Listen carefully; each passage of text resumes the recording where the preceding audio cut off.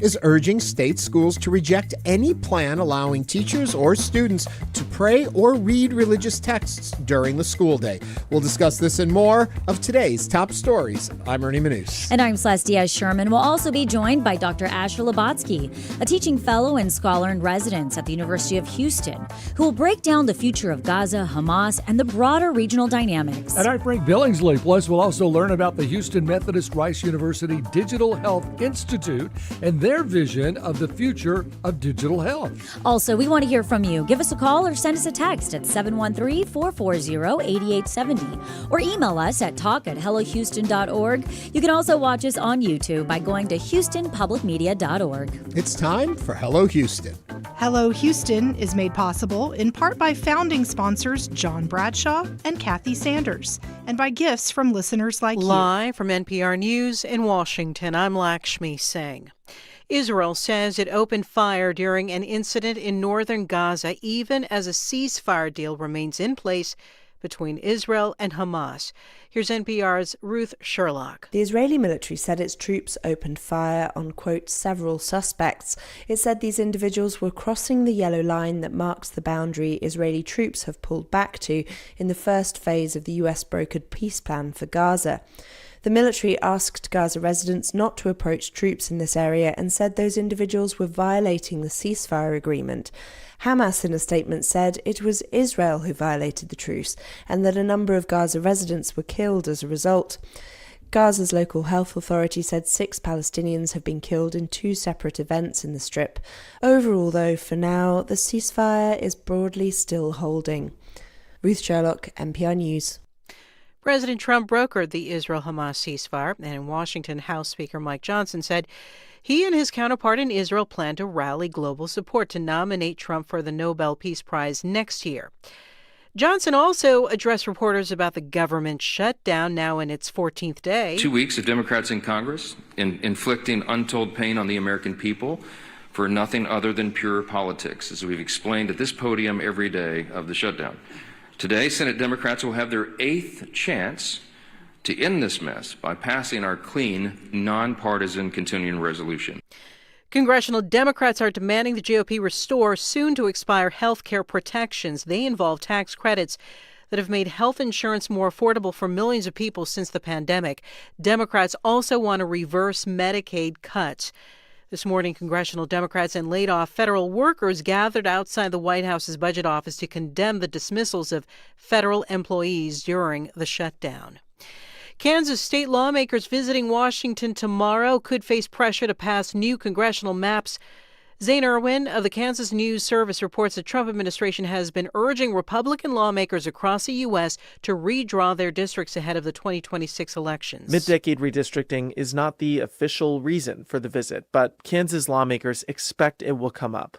A new Kansas map would likely hurt the state's only Democrat in Congress, Representative Sharice Davids. Republican Kansas Senator Doug Shane's district could get split up in the process, but Shane said he's going into the White House meeting with an open mind. Gerrymandering, we've all been trained is an ugly word, but the country largely has been gerrymandered for a long, long time. Kansas Republicans are trying to organize a special session in November to draw new maps. For NPR News, I'm Zane Irwin in Kansas City, Missouri. From Washington, this is NPR News. Live from News 88.7 in Houston, I'm Alexandra Hart. Fort Bend County commissioners have approved a new voting precinct map after months of debate over what's considered a rare round of redistricting. The new map passed 3-2 along party lines, with Republican members of the commissioners' court voting in favor of it. It moves several rural parts of Fort Bend County from Democratic precincts into Republican-leaning precincts. It also creates an even split between majority Democrat and majority Republican commissioner precincts. We'll have more on this story later today here on News 88.7. Texas State University has once again decided to fire a professor who was first terminated last month. Texas Public Radio's Camille Phillips has more. The Texas State Employees Union says Tom Alter received notice of his termination Monday, a week after a hearing conducted by the university. Alter is a tenured history professor who was fired in September after being accused of inciting political violence while speaking at a socialist conference.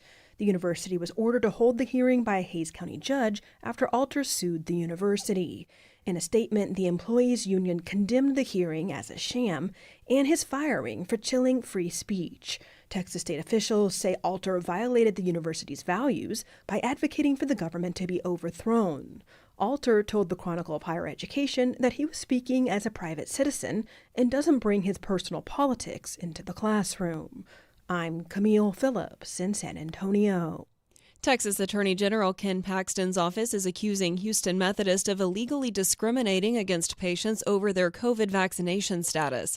In a letter shared by Paxton's office on Monday, the office accuses Houston Methodist of denying an organ transplant to a patient who was unvaccinated for COVID-19. In September, a new state law took effect explicitly outlawing requirements for vaccination in order to receive an organ transplant. A spokesperson for Houston Methodist said in a statement that the allegations are not true and that the hospital system does not deny care based on vaccination status. I'm Alexandra Hart, News 88.7. Support for NPR comes from NPR stations. Other contributors include BetterHelp, committed to supporting mental health through therapy and helping clients find balance. Clients are matched with one of 30,000 therapists for online therapy from anywhere at betterhelp.com/public.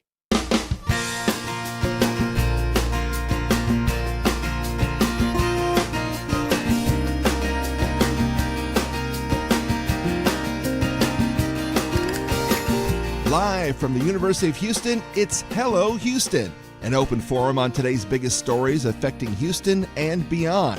Call now, 713-440-8870, or let us know your thoughts on today's topics by emailing us at talk@hellohouston.org.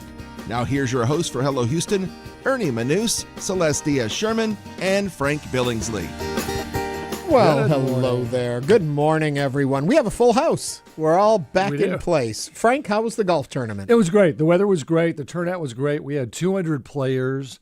We'd raised $500,000. Fantastic. Johnny Bravo was there for the auction and encouraged us to get there, and we did.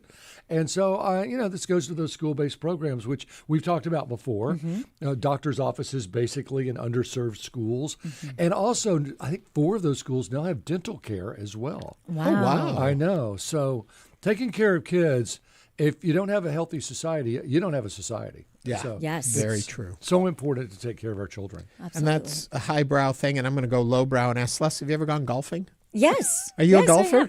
I wouldn't say I'm It's a country golfer, club sport. but I would say I have golf clubs. There you So, I can hit a ball if I need to. My dad was a great golfer. He was on the University of Arkansas golf team. Really? Yes. And then he was champion of the club, and he played all the time. By that, I mean every weekend. My mother was a golf widow, Right. And until the day he died, he had a 6 handicap. Wow. Which I don't know if you know what that means. I have no idea, but that's impressive. Usually par is 72, so that means he averaged a 78. Whereas a lot of people play bogey golf, which would be 18 above 72. Or even double bogey golf, some of us. So to especially as you get older, you become weaker. Yeah. So it's harder to hit the ball farther, and you got to be good. He's good. You do. You have to be good. My closeness to golf is that my niece, who goes to school in Colorado Boulder, CU Boulder, is a very good golfer. Nice. She golfed all through high school. She was very, very, but she didn't want to do it in college. Well, I remember the days when you would get on the golf course without a cell phone. Oh, yeah. We were talking about, I think a lot of people feel that in multiple places. We were talking about that with the restaurant critic yesterday. Or not, she's not a critic. What would you say? Etiquette writer. Food and drink writer. Yeah. We'll be on a boat. You go on a boat and you go out on the lake. You wouldn't have a cell phone. You didn't have cell towers. And you would just relax. And so the golf course was a nice 4-hour getaway, which nowadays there are cell phones. So it's not quite that, but you can always just put your cell phone in the bag and not listen to it. It'll come as no surprise at all that I am not a golfer. Maybe miniature golf. That's what I was going to ask you. I like mini golf, but that's about it. My brother used to like to golf. He had clubs and all that. And the number of memories I have as a child of us sitting in the dining room, my mom and I having dinner, and my brother's golf club flying through the front picture window in the living room because he would play golf around the house and he would let go of the golf. Anyway, not what you need to know, but what you do need to know is it was a beautiful day yesterday. Is that continuing? Yes, and I don't really have much change until later in the weekend. And then we may have some rain chances Saturday into Sunday. Ooh. I know, but right now they're only 30%. And Okay. It's a ways off. But this dry spell that we are in, which includes fire weather, so please be careful. Warm days, cool mornings, not bad. But you were saying no rain. Not Until looking the for any weekend. rain. Until the Eventually, we'll get some clouds, and you got to have those first. Because, I've been going to the garden, and we had our green apple day, and so I've been watering. So now I'm like, Yeah. Good for you. Coming up on today's show, we're going to be taking a look. We all, I think, were following the news yesterday as everything was unfolding in Gaza and in Israel. We had talked a bit about it yesterday, but today we really want to understand what has happened and what we can expect to happen next. So we'll be talking about that in just a little bit on the show. But as always, let's get into more local headlines. Celeste, take us away. Yes, the ACLU of Texas has sent a memo to every school superintendent and school board in the state, urging them to reject any plan to set aside time during the school day for teachers or students to pray or read religious texts. Earlier this year, Governor Greg Abbott signed Senate Bill 11, which would allow but not require school districts to adopt a policy permitting a daily period for prayer or religious study. Supporters say it's optional and that teachers aren't forced to participate. But the ACLU argues such a policy is unnecessary, placing administrative burdens on schools and risks violating the First Amendment. Houston Independent School District, the Texas's largest district, has not responded to the memo or made a public comment. SB 11 passed mostly along party lines with some bipartisan support in the Senate. Backers say it is designed to be inclusive for all faiths, while critics warn it could open the door for teachers influencing students' beliefs. Now is the time to join us on Hello Houston. What do you think of this move by the ACLU? Do you think prayer time violates the First Amendment? You can give us a call or send us a text, 713-440-8870. Before we even get into it, I'm curious, Celeste, you actually have children in school. Your take on this, what are you thinking? It's interesting. I think that teachers already have so much pressure on them, especially within our school district, to be teaching very specific curriculum, to be the kids are tested with their DOLs, and they have all types of quizzes and things. This just feels unnecessary. It feels like a lot of noise to me. I think if you would walk into a classroom right now, this would seem irrelevant, if I'm being very honest with you. They pack so much in for these teachers and these students, and I'm talking about elementary students. It's crazy. I mean, the worksheets and the quizzes and the assessments. We just had our Model 2 assessment for math. To me, this just, again, seems like a lot of political positioning and a lot less real effect on anybody within a school. And if a family is prone to pray every day, and a lot of them are, just have a prayer before we head to school. Have a prayer in the car before you get out of the car to go to the classroom. Prayer does not take that long. Right. And God hears a lot of prayers, and he probably wants you to keep it a little short. Yes, and trust me, when those quizzes come out, there's a lot of little minds saying, please, please, please, please, God, help me. So, yeah. And I don't think it's a violation of the First Amendment, personally. I think freedom of expression, freedom of religion is fine. I read the bill again, and it's interesting because from what I gleaned, if little Johnny, you have to have parental permission to do this. So little Johnny has parental permission, and he's saying his prayer, reading his Bible. And little Janie doesn't have parental permission and is sitting next to him. Well, then little Janie goes home and says, Mommy, Johnny prays every day in front of me. Is that okay? And she says, no. So now you've got to have a room. And how many rooms are? They can't even find enough classrooms. Right. So now we have to designate somewhere for Johnny and the other people who want to pray with parental permission to go and have this prayer. And as we just said, how long does that need to last? And the other thing is to your point, Frank, is that we have so many classrooms within our school district where you have 26 kids. 26 kids for one teacher. I mean, I think they max it technically out at between 22 to 23 students per classroom. But I know we have some classrooms where you have 26 kids. You think the teacher is thinking, she's thinking or he's thinking, I've got to get through this next curriculum segment, because if my kids come out on their scores that they're not making it, Again, this feels like a lot more political positioning. And I think one of the keys is, but not required. Yeah. And I think if a school really sits down and says, you know what, this is just impractical. Let's send a note home. Please pray with your kids before they get to school, right in the car before they get out of the car. But we don't have time or place in school for this. 713-440-8870. We're interested in what you think. Robert's on the line from the Woodlands. Robert, you're up first. Hey, how y'all doing? Good. Doing okay. What's on your mind? I'm a public school teacher, and I prepare kids for AP and IB and advanced exams, and my colleagues, they prepare them for the end-of-year exams and the SAR.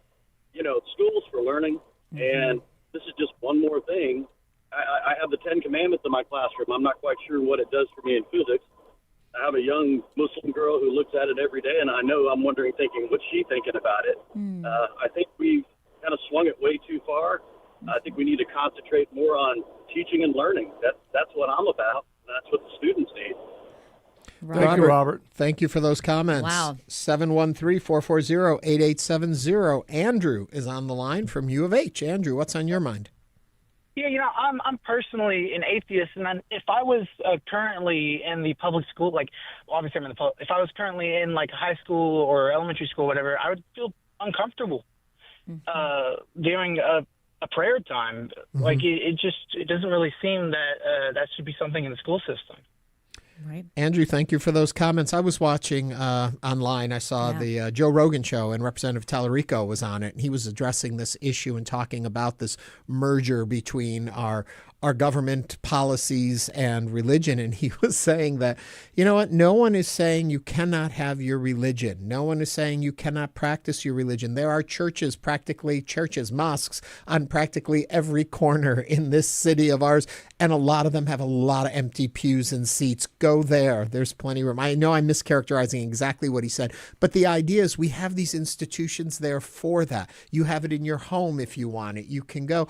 That our founding fathers specifically were the ones who were against it, and they came from religious backgrounds and were religious organized groups.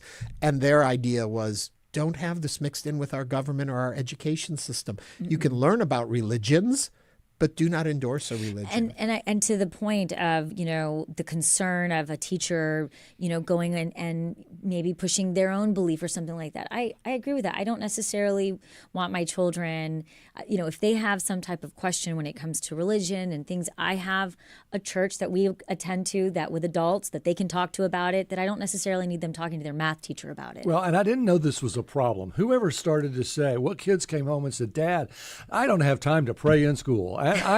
We need to go to our legislators, and we need to find some time for my prayers. Yes. I mean, most kids don't even want to go to church. I mean, that's just a fact. It's boring to them. And it does take Sunday school, and it takes homeschooling with church. Speaking of time, we're tight on time. Let's get a couple more calls here. Thomas at 713-440-8870. Thomas, what's on your mind?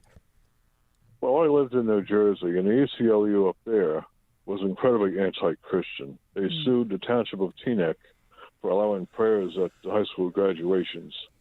And they sued Christians for putting up Christmas displays on public property, unless they included secular stuff like the snowman and Santa Claus and reindeer and stuff like that. Plus, of course, we have to remember there will be prayer in schools as long as there are tests and exams. That was Celeste's point. God, please help me through this exam, especially algebra. Yeah, exactly.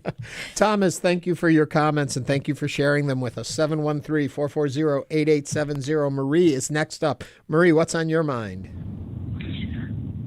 Hi, I want to underscore what's been said already. Philosophically and politically, prayer doesn't even belong in the schools. I can think of a lot of other things that would earlier than prayer. And secondly, as long as there's been tests, kids have mumbled their prayers. If people want their kids to pray in school, go to a religious school. Good point, Marie. Thank you for calling and sharing that with us. Up next, Sherry is on the line from the Med Center. Hi there, and it's actually Shari. Oh, sorry, Shari. That's okay. I believe that schools are for teaching and learning, not for religion. I'm incensed that our horrendous state government managed to get the Ten Commandments in the school, and I just am I'm afraid that we are going to stop educating our children. Our current administration is trying to dismantle our education system, and unless we have an educated electorate, we are not going to have a country anymore. Yeah, They are certainly trying, Sherry. I agree with that. Sherry, thank you very much for calling in. With that, we're going to jump to Gail. We've got so many calls coming. We want to get them all. Gail, what's on your mind? Hi, I just want to say thank you for taking my call. And I'd also like to say that, I come from a day from when I went to school when we had the Pledge of Allegiance and we also had the Pledge of Texas. And, it's interesting that when I was in school, there were no school shootings. And now that we've taken prayer and we've taken those things out of schools, it's just a very strange coincidence that we have a lot of school shootings now. What my suggestion would be is that if people want to pray, let them pray. And if little Susie's mom doesn't want to pray, then mind their own business. If we want to pray, allow these children to pray. It doesn't take long. Like I said, I took the Pledge of Allegiance and the Pledge of Texas at the beginning of school. It doesn't take long. Prayers don't take long, as if you guys have already said. So what's the harm in allowing people to pray as long as it's not detrimenting anyone else? Yeah. That would be my thoughts. Gail, thank you for that. And let's wrap it up with Hal from downtown. Hal, what's on your mind? Oh, I agree with our previous caller. We need to have values and principles in our school. It's important for us to follow those and have the Pledge of Allegiance. I've served my country. I think that it inspired me to serve.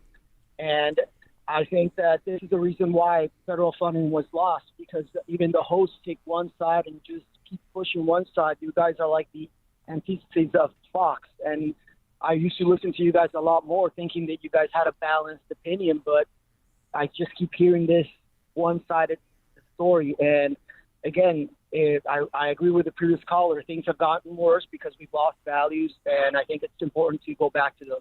Thank you for taking my call. Hal, I want you to know we'll always take calls here of both sides, as I think you heard in these calls there. We have differing opinions across this panel all the time, and we appreciate hearing from you and hearing these differing opinions. Let me say, when I was in elementary school, we said the Pledge of Allegiance, and we said the 100th Psalm every day, make a joyful noise to the Lord, which is a beautiful psalm, and it sort of kind of covers religion. It doesn't talk about a lot of specific religions, and it's just, raise your voice to God.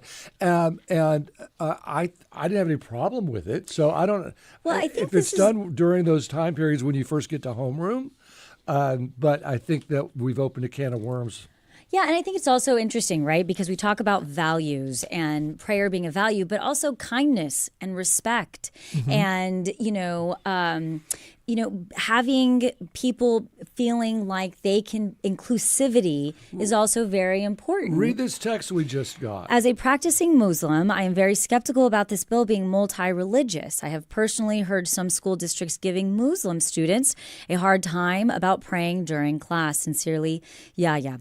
So, and don't Muslim students have to bow down and face east and have a? Yeah, it's a whole different. Mecca. It's not. I don't think we want necessarily. We're not saying that prayer should be taken out of schools, but we're saying it should not necessarily be like something that has to happen. And to all of our point is that as long as long division is happening, there will be prayer. There will be prayer. You're so funny. I will wrap up by saying the cynic in me says, just look at the way the bill was written.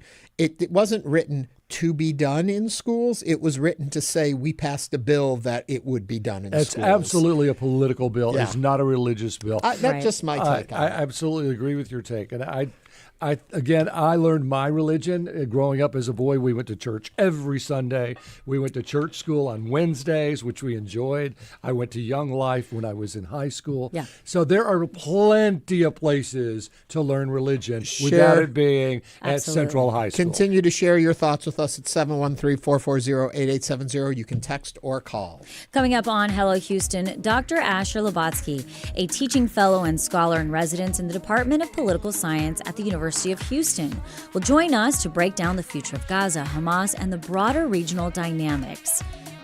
This is News 88.7.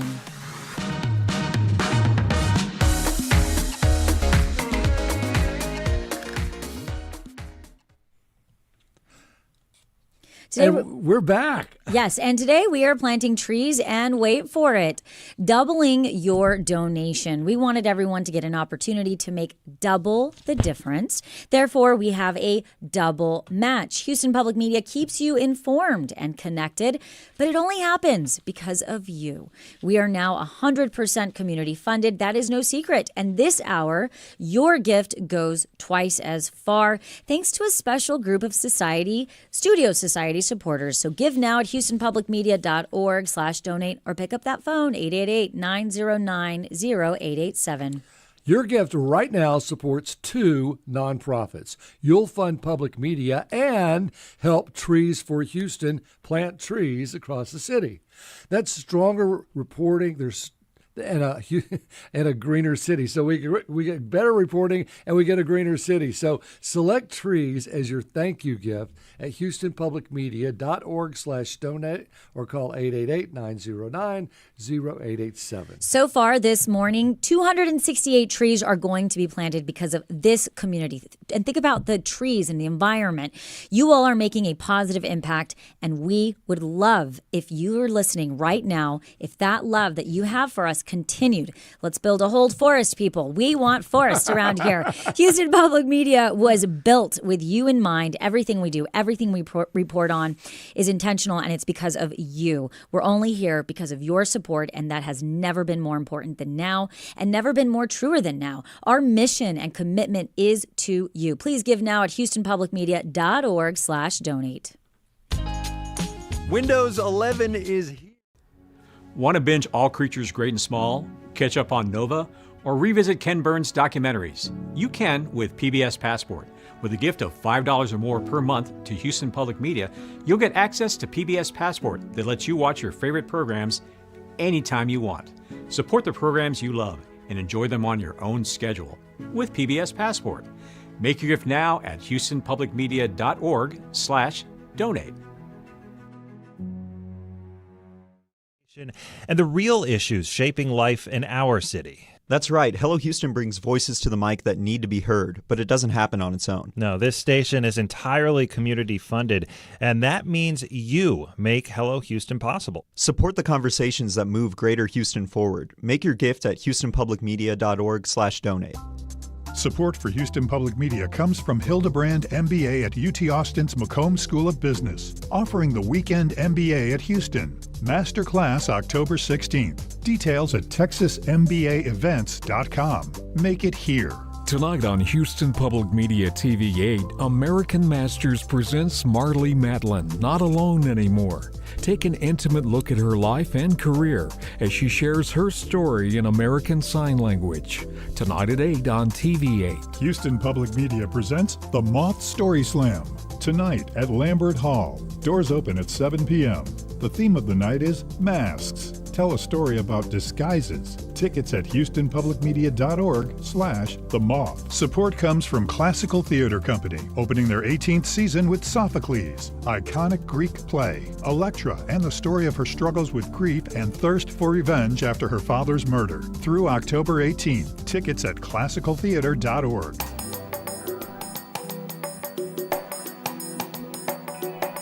And now back to Hello Houston. To comment on any of today's topics, call 713-440-8870 or email us at talk@hellohouston.org. Now back to Ernie Manous, Celeste Diaz-Sherman, and Frank Billingsley.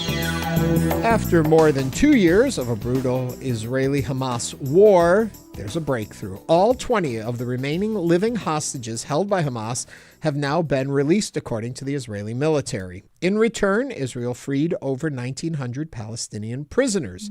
Still, there is no instant peace. So what does this exchange mean for Gaza, for Hamas, and for regional stability? Joining us now to break it all down is Asher Lubotzky, who is a teaching fellow and scholar in residence in the Department of Political Science at the University of Houston. Doctor, welcome to Hello Houston. Hello, Bill. Thank you for having me again. Yes, your welcome show. back. Thank you. If you've got questions, comments, you'd like to join the conversation, as always, reach out to us at 713-440-8870. Before we get into all the nuts and bolts of this, I just want to understand the difference between a ceasefire, which we understand is happening, and a resolution to the conflict or end of the war. I think a lot of people are conflating the two. Where actually are we at, and what's the difference here?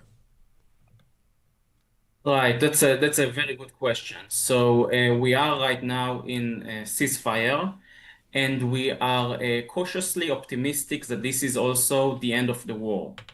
It's not final, obviously. It can always anything can happen in the Middle East, but it seems also by some statements of Benjamin Netanyahu, the Prime Minister of Israel, that this war, at least in its previous shape, is over.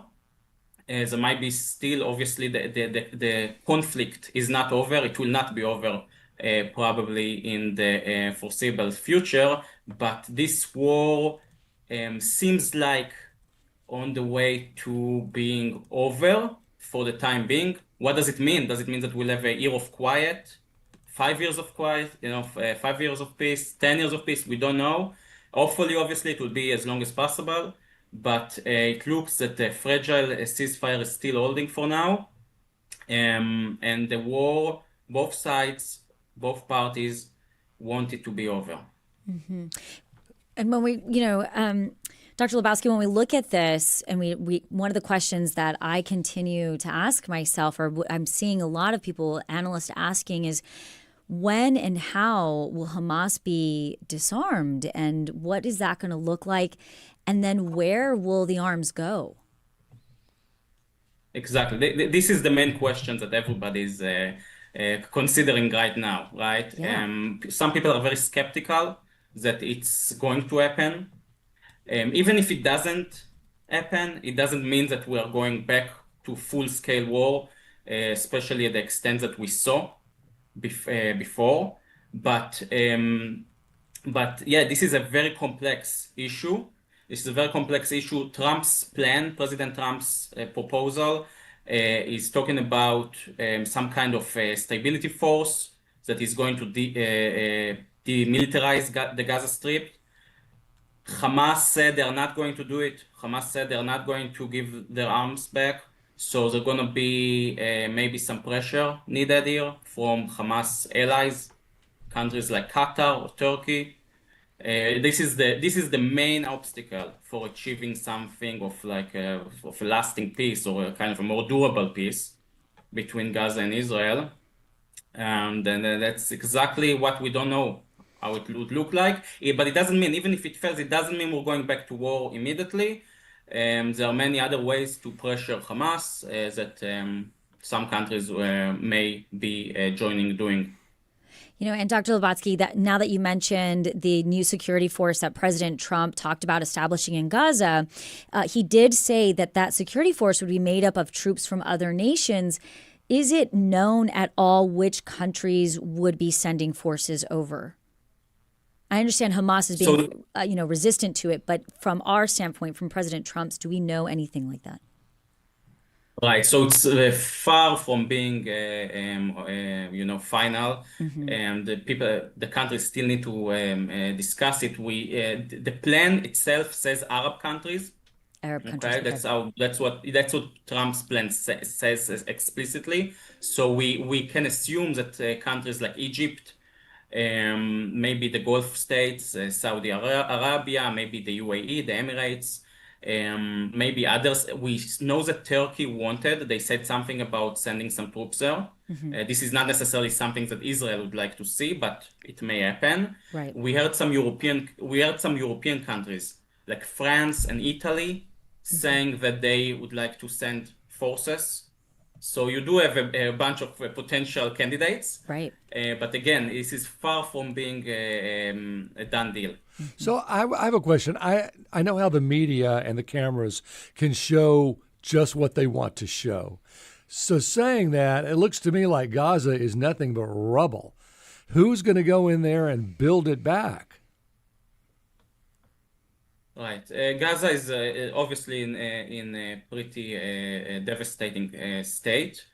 It's not completely just rubble. You, of course, we see, as you said, right, we see the photographs of the rubble, but there is also a lot of areas in Gaza that were relatively unarmed or armed in a minimal way, especially central Gaza, the central of the strip. So there is something to work with. We are talking about, I just heard now some estimations that it would cost something like 70 or 80 billion dollars. I think the UN said that, or some other international body estimated that it would cost something like that to rebuild Gaza. Now, according to the Trump's plan, mostly this money will be given by wealthier Arab states. I assume this means countries like the Emirates, Saudi Arabia, Qatar maybe, and so on. So there are also here enough candidates that would be willing to donate the money. The issue is that we are not yet rebuilding, right? It's not yet the rebuilding stage until Hamas disarms, right? Until you demilitarize the strip. This will be the next kind of contention and the liberation debate, right, between the parties. When does the aid come in Gaza? Can it come in before Hamas completely demilitarize itself or not? And this will be a very fierce, maybe lengthy debates. Well, can this really work when their whole mission is to destroy Israel? This is the problem. This is the main problem. The idea that Hamas still sticks to power and still officially never endorsed the two-state solution. Hamas never did. The PA, the Palestinian Authority, the more moderate body of Palestinians controlling the West Bank, they are committed to the two-state solution. So with them, it might work, right? But they are weak on the ground in the Gaza Strip. They were kicked out from the Gaza Strip by Hamas. And Hamas, as you said, never endorsed the existence of Israel. For them, when they say resistance or they say free Palestine, they mean all of it, right? From the river to the sea, right? The slogans that we heard quite a lot in the last 2 years. That means totally annihilation of the state of Israel, and this is the main problem. If Hamas maybe would change their core ideology and would issue a statement recognizing the two-state solution, maybe there will be some more space to make some progress here. But otherwise, it would be very hard to do that, because what Hamas imagines for the conflict is maybe a long-term ceasefire, as we said, right? In Arabic, it's called Hudna, right? Maybe 5 years or 10 years of ceasefire, but they never talk about recognizing the state of Israel or the two-state solution. So this still is obviously very problematic. We'll have to see. Time will tell, and Hamas may be coming out of this war maybe weaker than before, maybe stronger. We still don't know. It's really fresh. But we'll have to see. We are speaking with Dr. Asher Lubotzky, a teaching fellow and scholar in residence in the Department of Political Science at the University of Houston, about the peace deal between Israel and Hamas. If you would like to join the conversation, you can call or text 713-440-8870. Couple questions on what you were just saying there. When you talk about the two-state solution yesterday, I believe it was yesterday, President Trump was asked and said on this plane, one state, two state, we don't know. Seems like that would have been an important part of what they are moving forward with here. So that lack of clarity, at least to reporters, seems interesting. But then that also takes me to what exactly was signed yesterday. Because all the players weren't there and papers got signed. But as I watched it yesterday, we didn't know exactly what was being signed. What do we know now? And how does all this play together? So first, it's interesting that whatever was signed yesterday, it was without the two main parties of the specific war, right? Israel was not there and Hamas weren't there. So there is a lot of very important countries, and this is a very important progress. I'm not belittling the progress or the achievement, but still it was among countries that were not fighting in the last 2 years, right? Mm-hmm. So they all committed to peaceful resolution and not going back to war. and dignity for Palestinians. I do not believe they said something about the state. I don't think the United States, especially under the Trump administration, is willing to endorse this yet. But they, so in the end, they said things that were very positive in terms of talking about peace and rebuilding of Gaza and so on, but they were not the countries fighting, right? So they have some limited influence over that. And specifically, though, what President Trump has been saying regarding the Palestinian state is that, as you said, right, when he's asked, he's saying something we'll have to see, or whatever the parties would want. So he's not negating it, but he's not also endorsing it. The American stance, especially under Democratic presidents, is to endorse the two-state solution as the main solution for the conflict. The Trump he froze up on us there. Hopefully he will. Planned from his first tenure, right, 2019. Yeah, the Trump plan is talking about actually Palestinian state, right? Much smaller than was proposed before, but still talking about. So Trump in his past did talk about eventual kind of outcome of having Palestinian state established. But the peace right now is not committed to this. A quick follow-up to that. Currently, who owns, if that's the right word, the region called Gaza? Is that whose is that right now? That's a very good question. So right now, after following the last few days, okay, there's a dramatic change because of the deal. Right.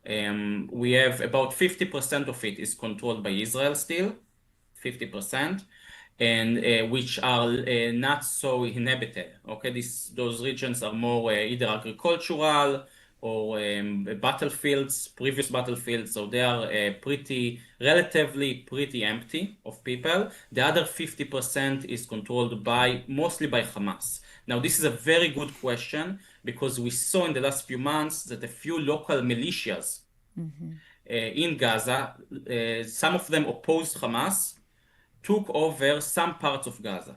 Okay, not major parts, but few towns, few streets sometimes, or neighborhoods, but you saw a few local militias doing that. Some of those militias, as reported, were also collaborating with Israel. What we see now, Hamas took over, because Israel withdrew, in the last few days, Israel withdrew from about 25% of the strip. So Israel used to control, like if you talked to me 2 weeks ago, it says that Israel controls about 75% of Gaza Strip. Okay, now it's only about 50. Israel withdrew from about 25%. In those 25%, Hamas is coming back in, and they are now, right now, as we speak, fighting very brutally. In this thing, I don't think it's covered by the Western media, but Hamas right now, there is a civil war pretty much in those 25% between Hamas and the local militias. Very brutal videos. I do not wish you to watch them, but very brutal videos of killing among Gazans, among Palestinians. Going on right now. Do you see Tony Blair having a role in any of this, and if so, what? So I know President Trump really wants Tony Blair to play a role. They even said that in the kind of the drafts of the proposal that Tony Blair should be the head of this kind of board of peace, this kind of a big kind of super government that will supervise Gaza in the post-war years. We know that there was some objections to Tony Blair's kind of being in charge of this by the Palestinians, among others. So Tony Blair is mentioned in the plan, but he was moved. Again, it's all theoretical because it's still only on the paper. He was moved aside to be part of the board, but the head of the board would be President Trump himself, according to President Trump's plan. Okay, I know that Hamas object very strongly any non-Palestinian personality figure having any kind of executive powers over Gaza. So that will be something that will have to be debated. I know the Americans do want Tony Blair to be there. Maybe some other Arab states also want Tony Blair to be there. He's a pretty popular, well-esteemed figure in the region. So it might happen, but there will be strong objections, especially from Hamas, to including it. Dr. Lubotzky, we hear and see what the major world leaders are saying. President Trump has come out that he's extremely optimistic, and this truly is a momentous time. But do you really think that this is a path forward for the people that have been devastated by this war on both sides? What does that look like for them? Yes, you see the videos of happiness and celebrations in both places, in Gaza and in Israel. You don't see it on campuses. You don't see people celebrating on campuses in America. That's a different question. But in Israel, in the region, and in Gaza, you see people celebrating this. And again, of course, you have Trump, President Trump, he has his own style, right? And he's promising that this is the end of 3,000-year conflict. Maybe it's not that. It's probably not going to be the end of the conflict, but still, it's a huge achievement. It's as it looks now, it ended the war. As it is, this was the longest war that Israel has ever fought. This was, we know the hard toll that it took from both populations, and especially the population in Gaza. Mm-hmm. And right now, there are no strikes. Okay, there are no strikes. There's no attacks against Israeli forces. There are no strikes against Gazans. So people are happy. The hostages are out, as you said. So people, both in Israel and in Gaza, seem to be relieved. Now, some people are still cautious about it, right? Because it's not the end of the conflict. Maybe we'll talk in a few months. You'll call me again to your show in 6 months, and we'll be back in war. But so far, this is the biggest achievement that we have seen in the last 2 years, and it's remarkable. And we have some reasons to be a bit optimistic today. Thank you. Dr. Asher Lubotzky, teaching fellow and scholar in residence in the Department of Political Science at the University of Houston. Thank you for being back on and joining us on Hello Houston. Coming up, we're going to discuss the top headlines of the day. Stay with us as Hello Houston continues.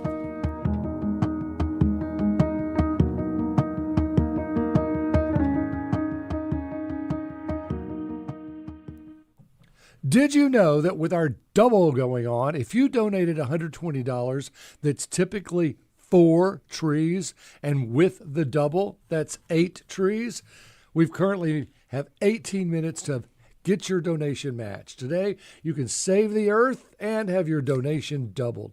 Come on, that's a no-brainer, right? No-brainer. No-brainer. Houston Public Media brings you fact-based, independent journalism, and it's all supported by our community. So please give now at houstonpublicmedia.org/donate or call us at 888-909-0887. Okay, are you ready for this? Hunter just gave and said, "Love your reporting. Listen to you every morning on the way to work. Keep it up." Thank you, Hunter. And let's all be like Hunter. You have the right to know what's going on in your world. And today, your gift powers public media, and it helps plant trees in Greater Houston. And that is powerful. Strong journalism, cleaner air. It's all possible because of you.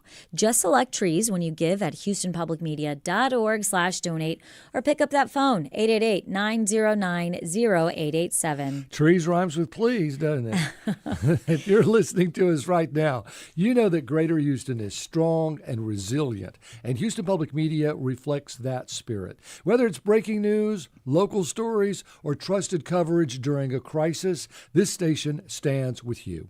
Your gift keeps that mission alive for you, your neighbors, and the next generation. So let's keep building something great together. Please give us a donation, houstonpublicmedia.org/donate. Whether you give $100 once or $5 every month, your support right now matters. And this hour, it goes twice as far. That's right, you heard me, twice as far, thanks to a double match. Every dollar you give is doubled for trusted news and programs that you rely on, like Hello Houston. Hello. Give now at houstonpublicmedia.org/donate or call 888-909-0887. And today's the day. It's Trees Day at Houston Public Media. Your donation does double the good. It powers trusted news and plants real trees right here in our city.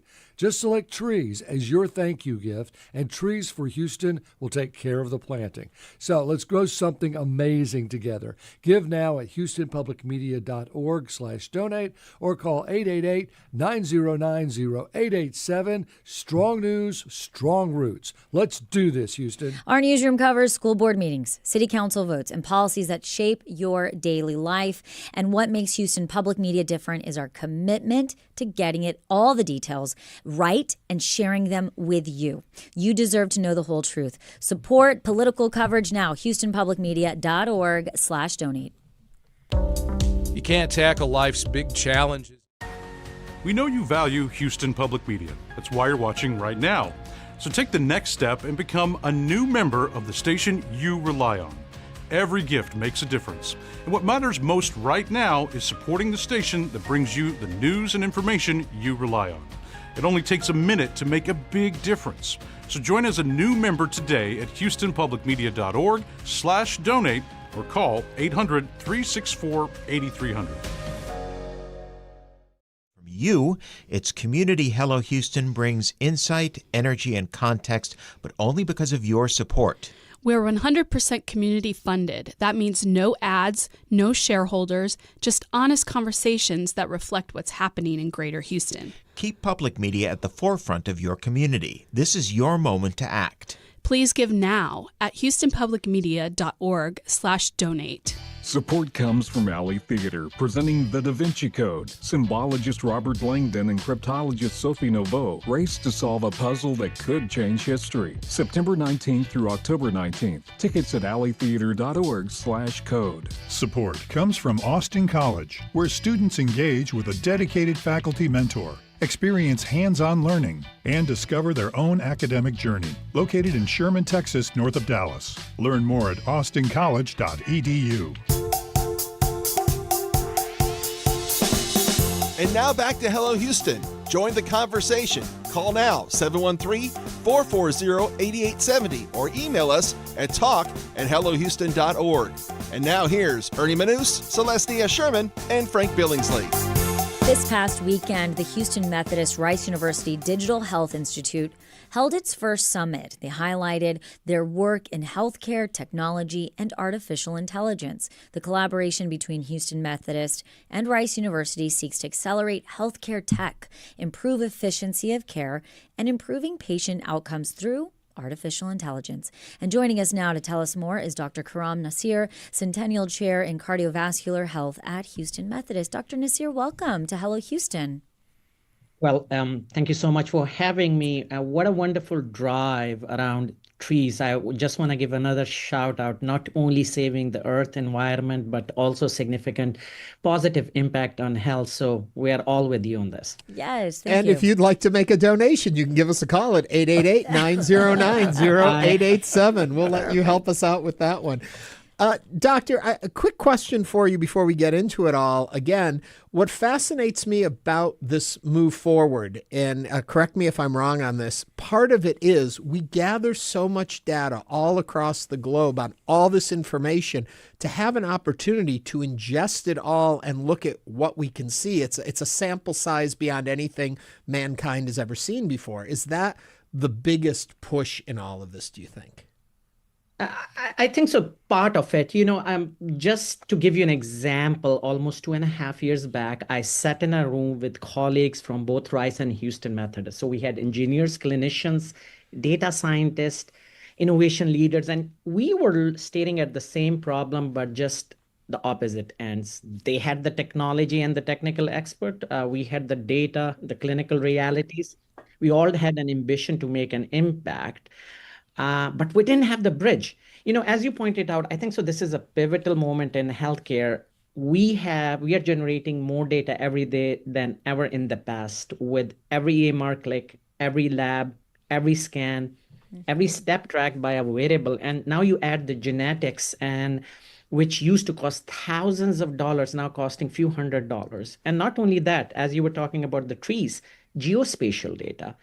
We can look beyond the clinic into air, food, greenery, noise, sidewalks, and stress. We are drowning in signals. And so coming back, this collaboration between Houston Methodist and Rice University was built on a shared realization that if we have to move the medical enterprise forward, we cannot do it alone. And we are sitting on extraordinary yet incomplete stents. For example, At Houston Methodist, we have one of the most advanced real-world clinical data infrastructure. As you pointed out, millions of patients, billions of research-ready curated data, and we can implement innovation in clinical environment. Now, Rice, which is just across the main street for us, had the world-class talent in engineering, computer science, AI, and computational biology that can help redefine the healthcare.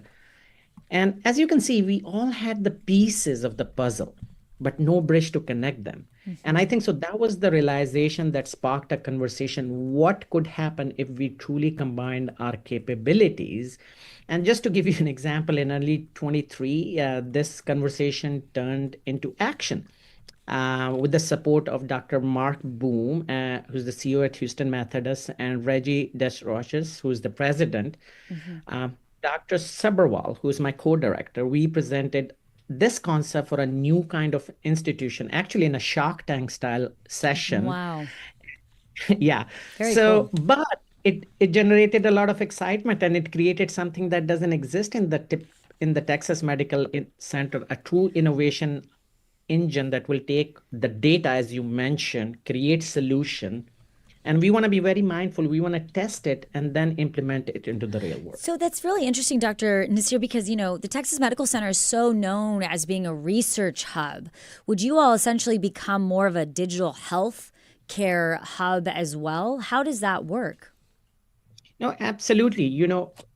Research, our focus is on impact and not truly what you call the traditional matrices that exist in research, which is impact factor. The key goal for us is to build that bridge between data and discovery, which is going to be a research hub.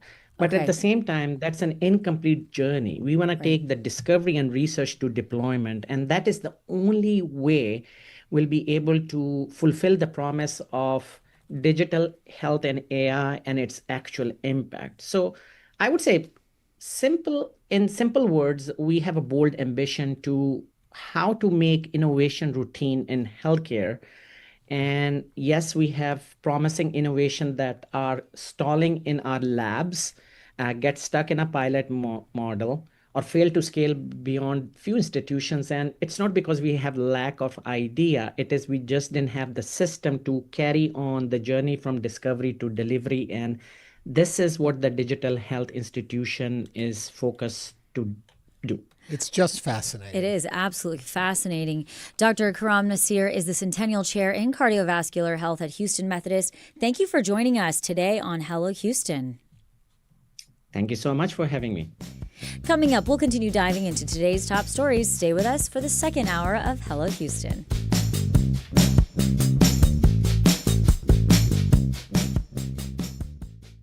We only have a couple of minutes left, and so do you, to take advantage of this double match. Houston Public Media is now entirely supported by you.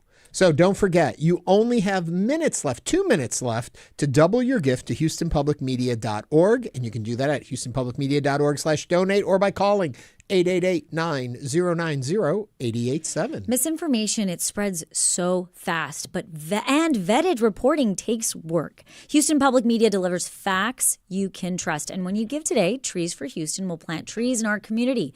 Support your access to well-researched reporting and a greener city. Choose trees when you give at HoustonPublicMedia.org/donate or call 888-909-0887. As Celeste said earlier, let's build a forest. I want a forest. In a city as dynamic as Houston, you need a source you can count on. Houston Public Media is here through every storm, every election, every moment that matters. It's a service built by you, for you.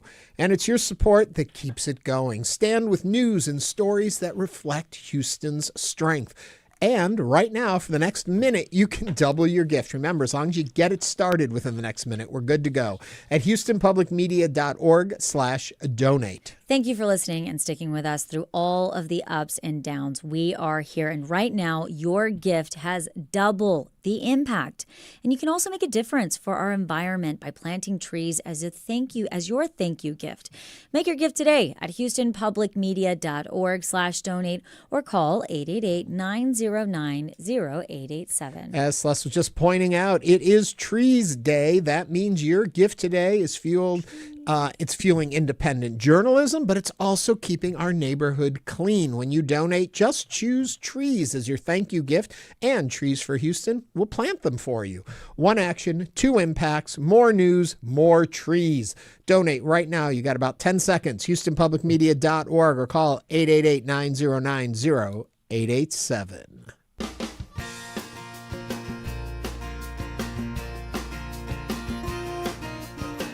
Stay tuned. There's more Hello Houston on the way with Ernie Manous, Celeste Diaz-Sherman, and Frank Billingsley.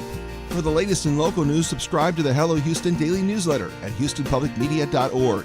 Hello Houston is a production of Houston Public Media. The opinions expressed by the guests of this program are solely their own and do not represent the views of management, staff, or underwriters of Houston Public Media.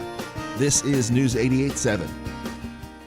Support for Houston Public Media comes from Terry Bryant Accident and Injury Law, sponsor of Hispanic Heritage Moments, committed to helping Houston injury victims get justice since 1985. Details at terrybryant.com. Sunny today, we may hit 90. Right now, it's 81. This is your NPR station, KUHF, Houston.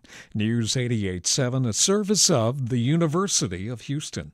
It's 12:01. Live from NPR News, I'm Lakshmi Singh. The suspect in April's arson attack on Pennsylvania Governor Josh Shapiro's home is being ordered to serve 25 to 50 years in prison. Cody Balmer pleaded guilty today to 24 counts, including attempted murder.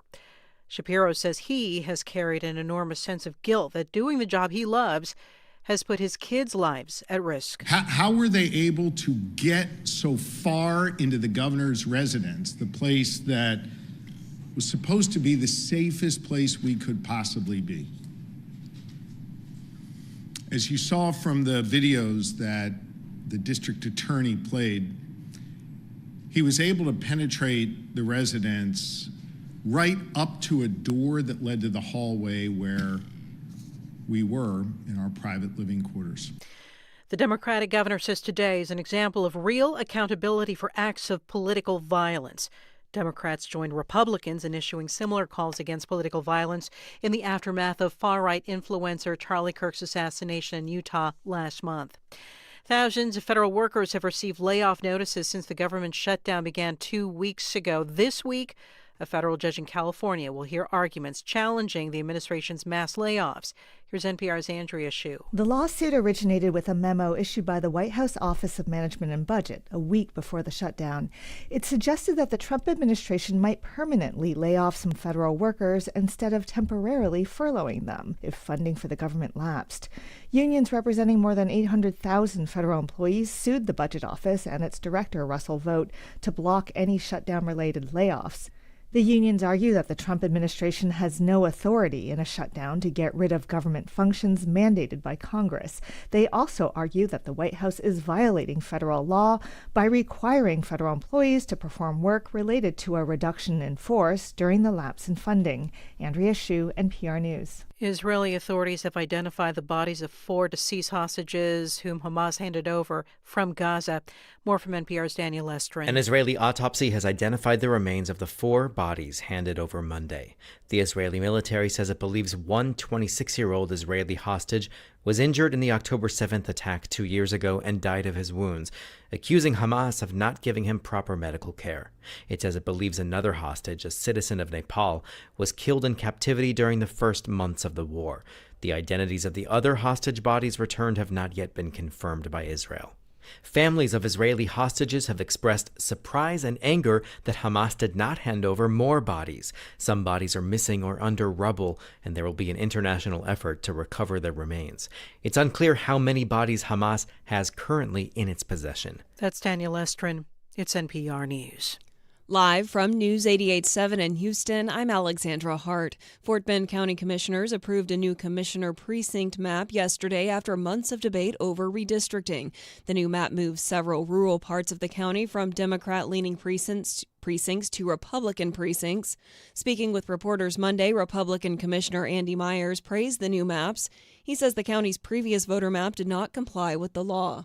Today, the majority of the county commissioners court took action to correct a very flawed and unfair process. Democrats on the court criticized the new map, saying it dilutes the power of non-white voters and could be subject to a lawsuit. More than half of rural hospitals in Texas are at risk of closure. KERA's Abigail Ruman reports rural hospital leaders say the state should utilize potential new health funding to prevent further closures. The Texas Health and Human Services Commission is developing the state's application for a federal rural health funding program focused on transformation and innovation. Erin Clevenger is the CEO of Memorial Medical Center in Port Lavaca, near Victoria. It's at high risk of closure. She says the best way to support rural hospitals is through direct financial support for at least the first few years. Without it, all the planning in the world will not matter because there will be no hospital left to transform. Clevenger says the state should invest the funding into collaboration, innovation, and sustainability once rural hospitals that provide essential services are stabilized. I'm Abigail Ruman in Dallas. Harris County is suing the Environmental Protection Agency over the Trump administration's move to rescind federal funding for solar energy projects in Texas. The lawsuit filed in federal court on Monday seeks to restore the county's $54 million grant through the Solar for All program.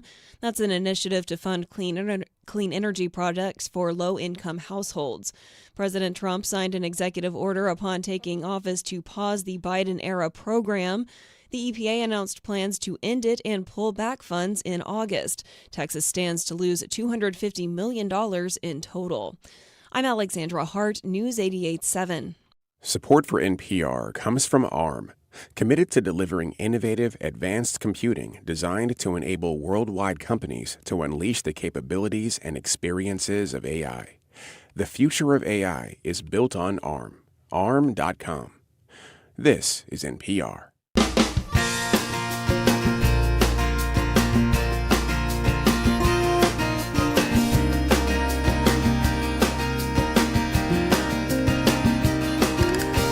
Live from Houston Public Media and News 88.7, it's Hello Houston, an open forum on today's biggest stories affecting Houston and beyond.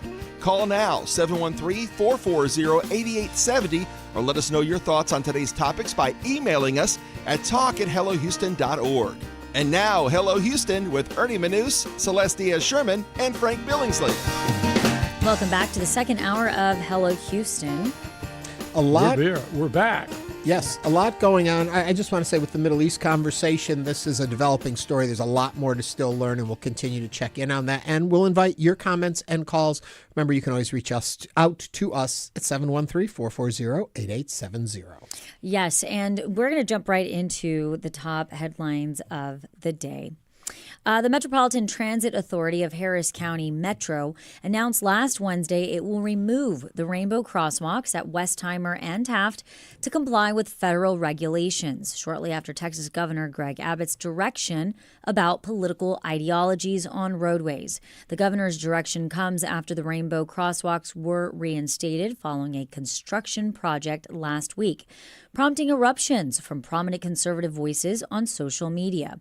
In a press release last Wednesday, Metro said it recognizes the significance that the crosswalk has on the community, which prompted the authority to restore the crosswalk art after construction.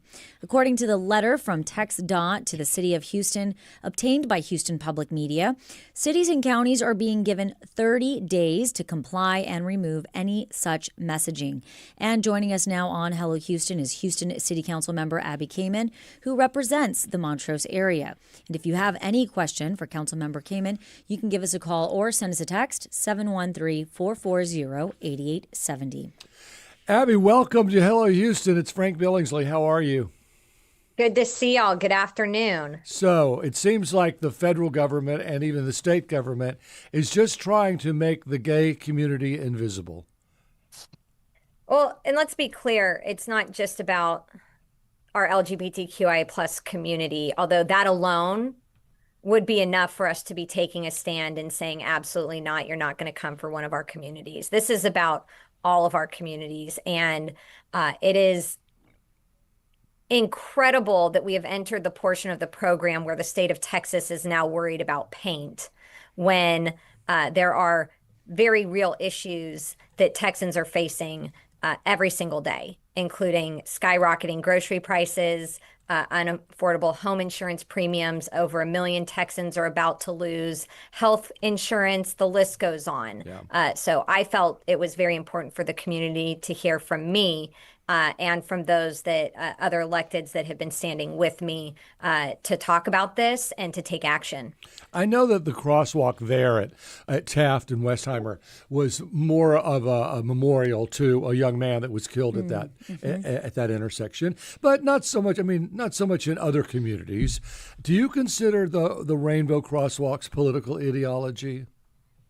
Well, I challenge any government entity to try and define political ideology. There are a lot of legal issues with the governor's stunt, with the order that he has issued, that at the heart of this is trampling on local control. This is an example of unacceptable state overreach in a state that prides itself on freedom and liberty in our communities. So when we're talking about this crosswalk, Alex Hill was hit and killed in 2016, and private dollars, local organizations, not taxpayer dollars, funded the first rainbow crosswalk in the state of Texas at that intersection.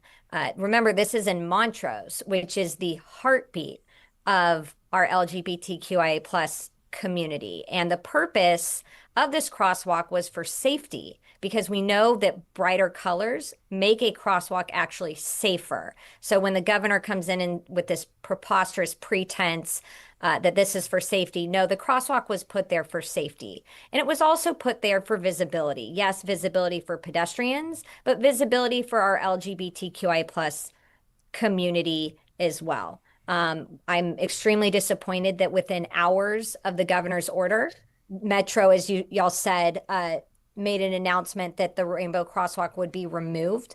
But it goes beyond just this rainbow crosswalk, right? The governor's order targets any art or reflection of political ideologies on city streets. And if cities don't comply, all cities in the state of Texas, they will withhold all TxDOT funding. And I absolutely and unequivocally challenge the governor's authority to issue such a ridiculous order. If Metro came forward with a study saying brighter colors in crosswalks reduce traffic incidents and all of that, and made a statement that throughout the entire city of Houston, they would replace all traditional crosswalks with rainbow crosswalks for safety's sake, would that go against what the governor's saying? Could that be a way around it?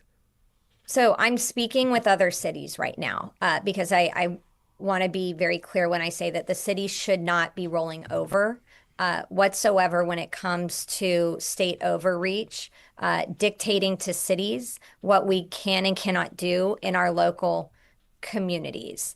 But we already have other street paint. We have, for example, art murals on roads. Under Anise Parker, the city had painted paw prints leading up to Bark. Are we going to remove those too? Are we going to remove the Black Lives Matter artwork in front of some of the schools? Under this order, the city would have to, which, again, the fact that we're obsessing about paint in and of itself is problematic. But let's talk about the cost that it would require that they are putting on the city to say you have to remove these. That's a cost when we have very limited resources as well.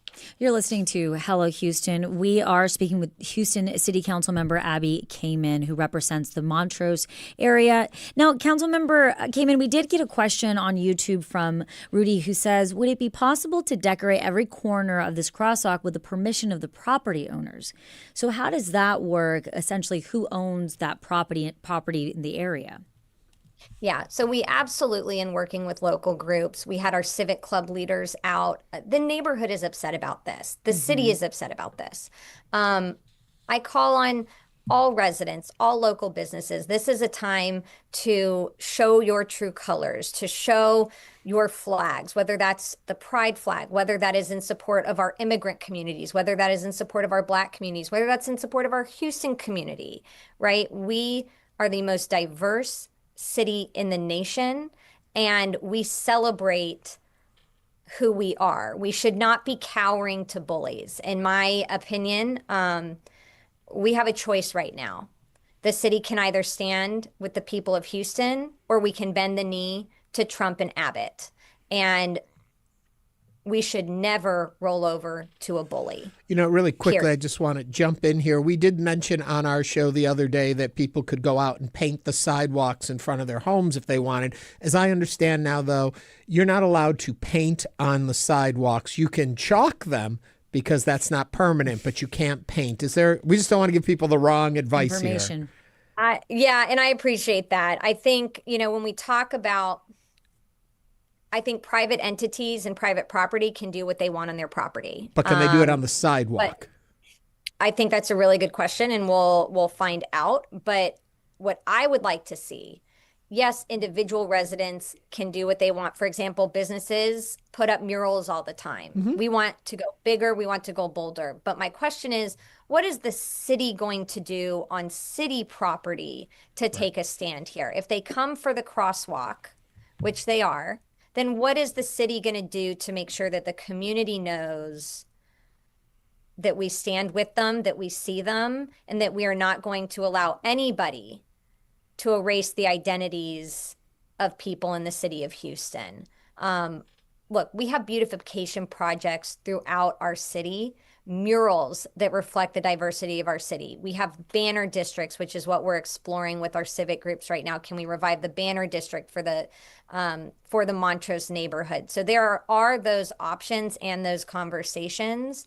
But again, this isn't just about the pride flag.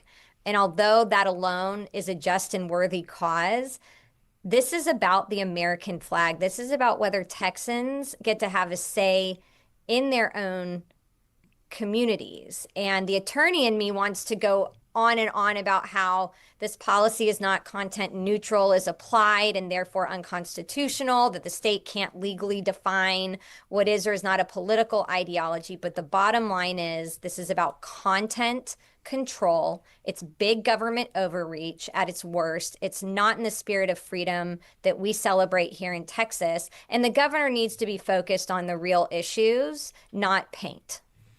Well, we have a comment here. One is that gay marriage is federally legal. It's not an ideology. It's not even political any longer. Gay marriage is just as legal as straight marriage. And so why in the world, if you want to celebrate being gay, would that be an issue?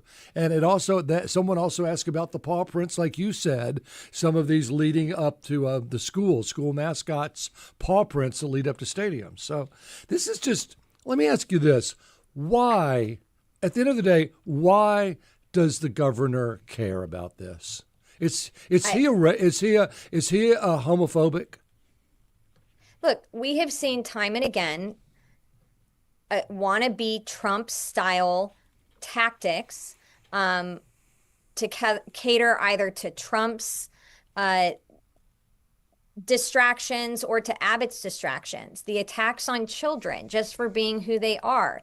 Why is it okay to defend and support the erection of statues to people that believed in slavery, but it's not okay to allow a community to paint their crosswalks or their sidewalks that represent and celebrate who they are? This is so much more than just a fight over a crosswalk. And I keep going back to the point that this is a slippery slide into what we know are totalitarian tactics. It may be paint on roads today, but what's next? And if you do not stand up, if you do not say enough, if you do not say Houston is Houston, and we are damn proud of our people, and we love and celebrate the people of our communities in Houston, Texas, then what will they come for next? Let me ask, from what you've seen, from what the governor sent down and our understanding of what that says, what is the city's legal obligation to enforce this? That is what I think we need to be asking, rather than saying automatically, yes, we're going to remove it. I am speaking to attorneys and other private attorneys about what causes of action residents may have. We should be exploring all of our options. And if a government entity has standing to challenge this, again, the threat to revoke and pause all TxDOT funding for a city based on actions that a city has taken with private funding, right? These are not taxpayer dollars, and these aren't TxDOT dollars necessarily. What is the legality of that? That is a big question. Who has standing? There are questions around that as well. But I do know, in speaking with other cities in Texas, they are exploring all of their options. And I want to go back to what was suggested earlier. There are exceptions for safety at crosswalks. So I would hope that the city would be exploring applying for some of those safety exceptions as well. Well, Ernie brought this up last week. I don't think that there's any history of a lot of automobile accidents more than normal at the intersection where the crosswalks were. Do you know of any?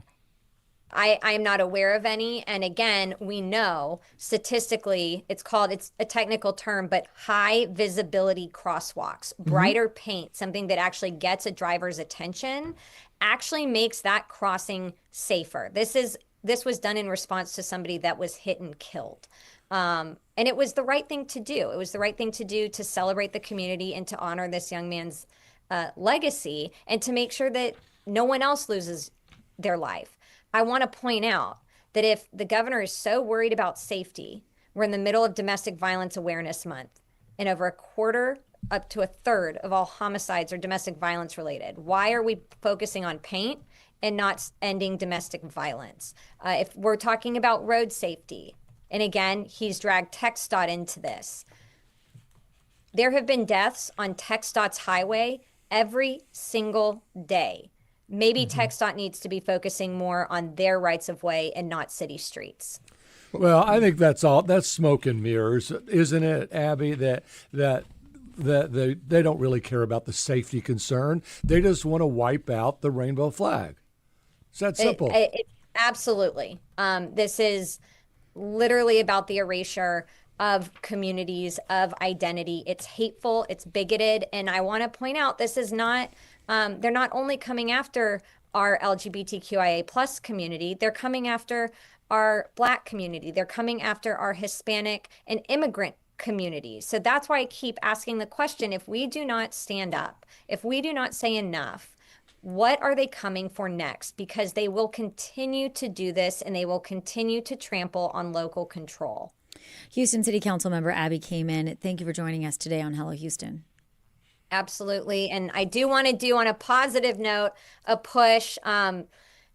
The timing is coincidental with all of this, but we do have our annual Families with Pride event this Saturday. This is a family-friendly event at Discovery Green. It's gotten so big over the years. It was at Levy Park, and we outgrew it. Now it's at Discovery Green at 9 a.m. We'll have costume contests for the kids, face painting. Discovery Green's going to have their pumpkin patch, food truck. So very family-friendly, a great opportunity for not only LGBT plus families, but those in the ally communities that are standing up. It's a wonderful, wonderful event, and I hope folks will be out there to join us. Great. Thanks again you so for joining much. us. Thank Thank you. And a lot of information there. It'll be interesting to see how this plays out. I wonder if a church decided to go out and paint a scene of the Last Supper at a crosswalk, would the governor be there to stop that too? Or maybe putting the 10 Commandments in the crosswalk. And if they allowed that, then that breaks open the whole argument. It again, even that comment, it feels like we're in a position where people are being pitted against each other. Absolutely, right? yeah. And that is not what we want. You have the 200-foot tall cross in Pearland, which is right there at the Sagemont Church. What do you think the reaction would be to a 200-foot Star of David? Well, but again, if it's on private property, do what you need to do what you want to do on your property. These are street thoroughfares. But that crosses a distraction to drivers. If there was ever a distraction to drivers, it's a 200-foot cross on the side of the road. Coming up on Hello Houston, we will be joined by Salina Arredondo, a reporter with Public Health Watch, to talk about her recent investigation into the over 5 million pound of unpermitted air emissions released by industrial facilities in the Houston area after Harvey. This is a conversation you don't want to miss. This is News 88.7.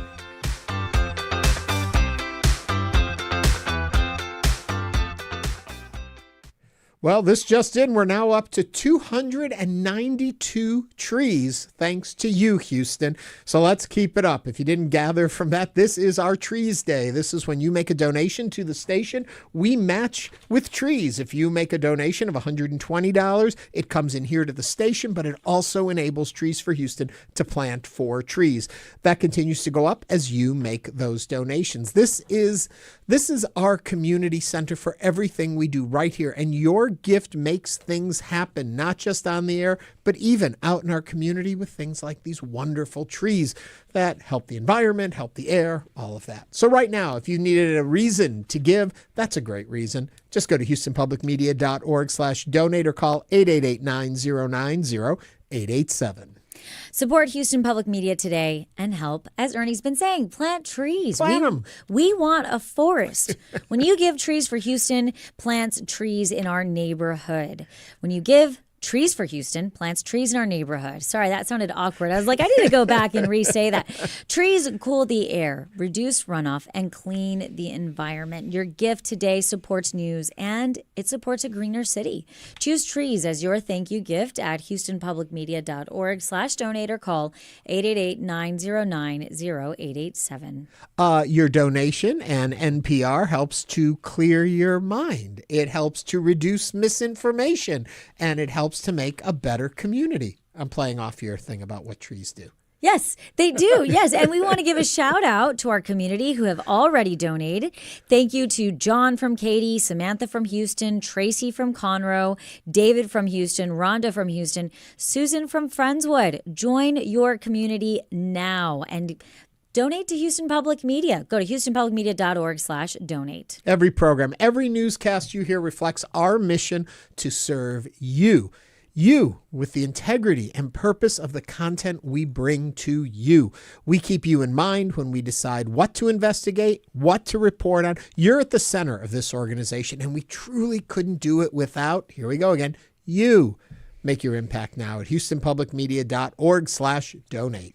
And make a gift that works for you, regardless of the amount. Many of our supporters give $5 or $10 a month. You can also give $5,000, while others make a one-time donation.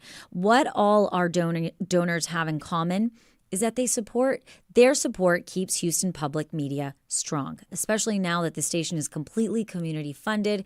Join our members and make your gift right now at houstonpublicmedia.org/donate or call 888-909-0887. You know, Sus made the reference to a $5,000 donation. If you made that $5,000 donation right now, not only would that benefit our station and the work that we can do, it would allow Trees for Houston to plant 170 trees. Wow. That would be Celeste's forest right there. That is my forest. There you go. So think about it. Think about the stories we cover. Think about how it influences and educates you each day, how you learn something new from listening, and then go to the phones, 888-909-0887 or houstonpublicmedia.org.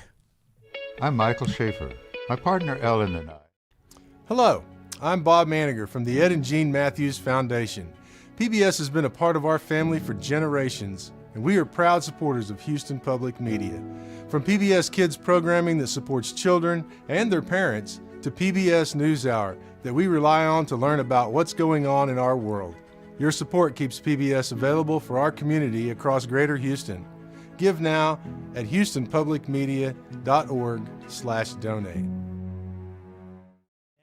A show that gives you more than just headlines. It provides context, community, and connection. You hear from experts, local leaders, and everyday people. You get the complete picture, and that only happens with your support. This journalism is powered 100% by listeners. That means you make it possible. If this show matters to you, take the next step. Give now at houstonpublicmedia.org/donate.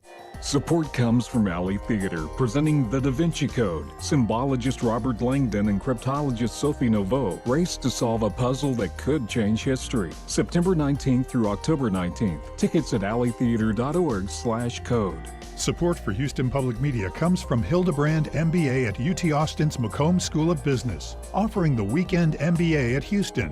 Masterclass October 16th. Details at texasmbaevents.com. Make it here. Tonight on Houston Public Media TV 8, American Masters presents Marlee Matlin, Not Alone Anymore. Take an intimate look at her life and career as she shares her story in American Sign Language.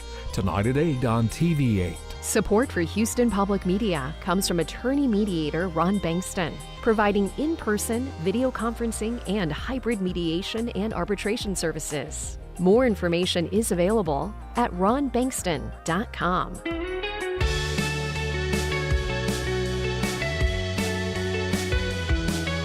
And now back to Hello Houston. Call 713-440-8870 or email us at talk@hellohouston.org to get your comment in on today's topics. Now back to Ernie Manous, Celestia Sherman, and Frank Billingsley. You know, Frank reminded me right before the break that I have not said the date. So here it is for those waiting to write their check. Here it is. Today is October 14th, 2025. I laugh because in my mind, I see that person with their checkbook just sitting there waiting to finish the check, but they didn't know the day of the week. Thank you for that one. And you can also write that check out to Houston Public Media. We are in pledge right now. And Earl Grey T-Cat said, I'd say y'all should do a telethon like back in the old days, but what about a way to do it like YouTube Streamathon or a Twitch Streamathon? I'm with you, Earl Grey T-Cat. Love that. It became rather cost prohibitive the way they used to be done, and then there was concerns we had volunteers and they would take your information, and then that became problematic. But now you don't have to talk to a volunteer to give. You just dial the number and you can give your information to certified people, or just do it online. We could also answer the phones. Yeah, I remember watching Ernie. I remember watching you. I do too. On PBS. We did some. Ernie, no. I remember watching you. So as a small child? When I was 5 years old. No, you were a young adult. You know what? You were great at it. I'll say that. I know how to beg for money. I've been doing it my whole career. You know what else, though? A couple things. You mentioned what the day was, but I'll tell you, it's National Dessert Day, and coincidentally, it falls in line with National Real Sugar Day. So bake something with some real sugar. And I must say, our YouTube puns are going off. Alex Garza says, let's spruce up the city. Spruce up for us, Celeste. Like with what? Gay sidewalks? And then that's terrific.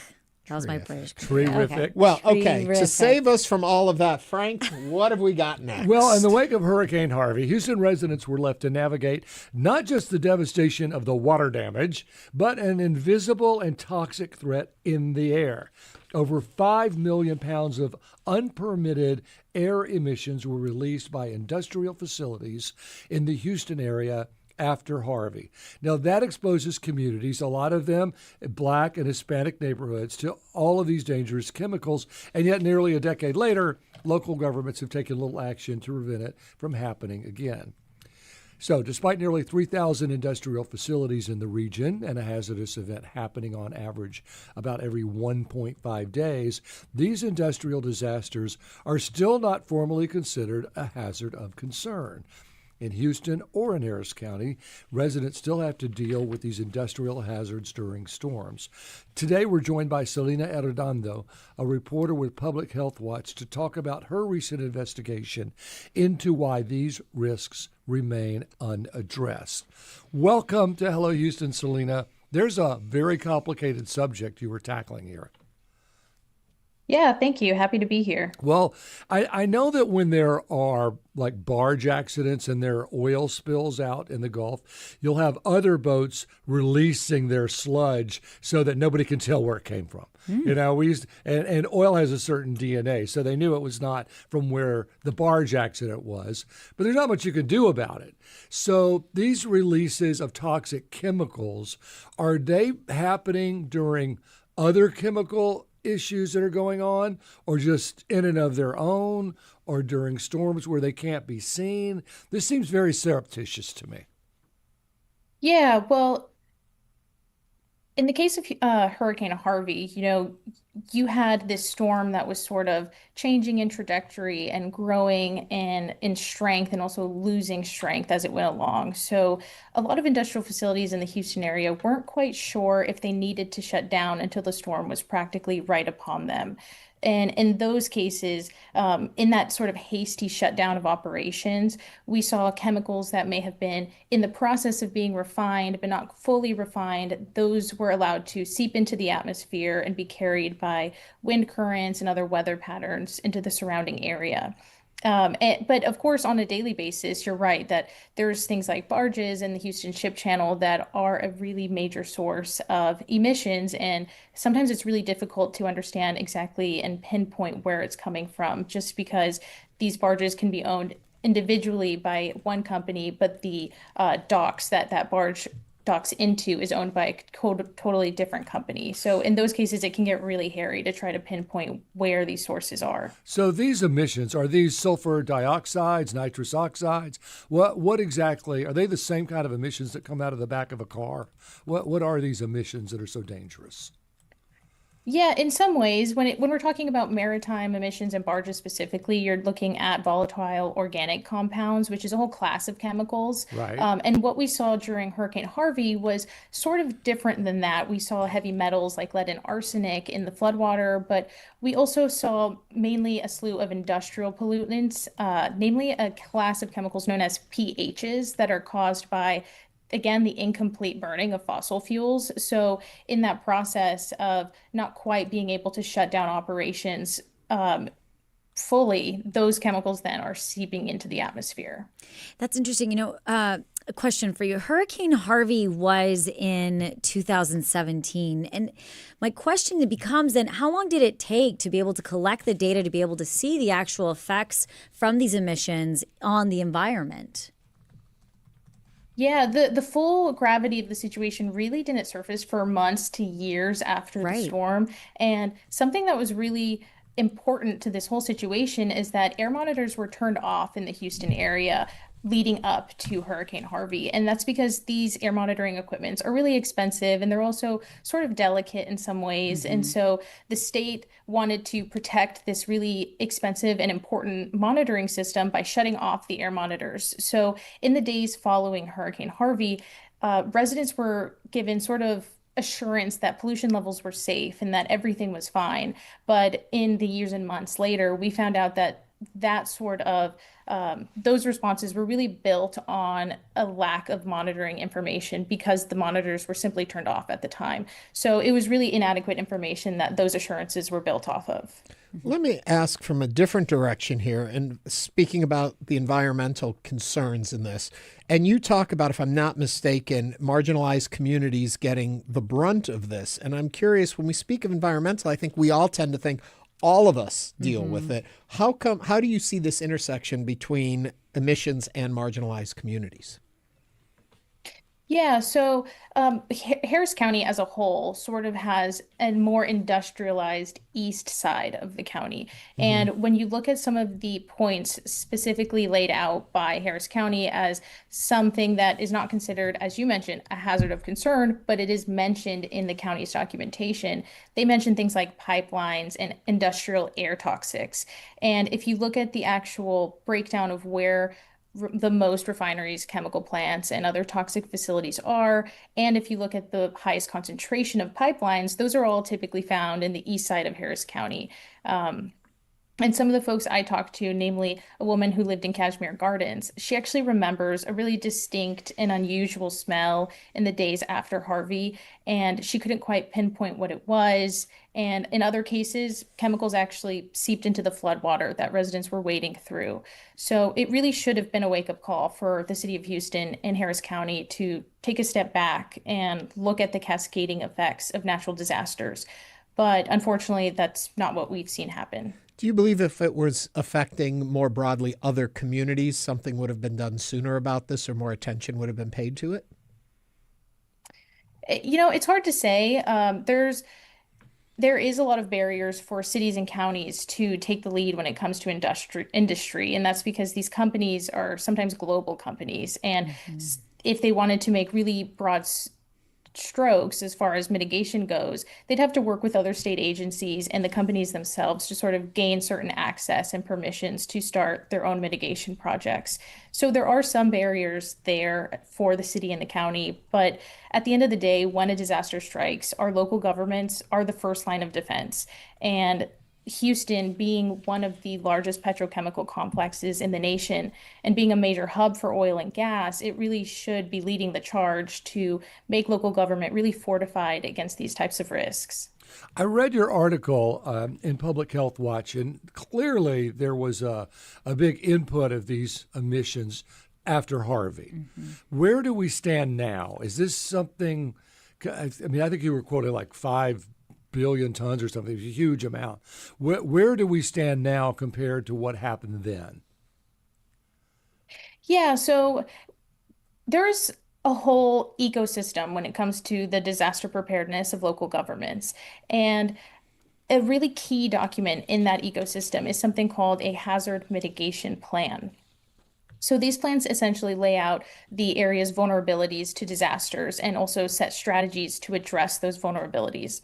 And every 5 years, cities and counties, not just in Houston, but across the country, they create these plans and they submit it to FEMA. And that's really important because cities and counties alone don't have a sort of infinite budget for disaster mitigation. So if FEMA gets this documentation and likes what it sees, it can issue millions of dollars in federal grant money to help those localities address the hazards described in their plan. And it really crafts the sort of foundation of the region's approach to emergency planning.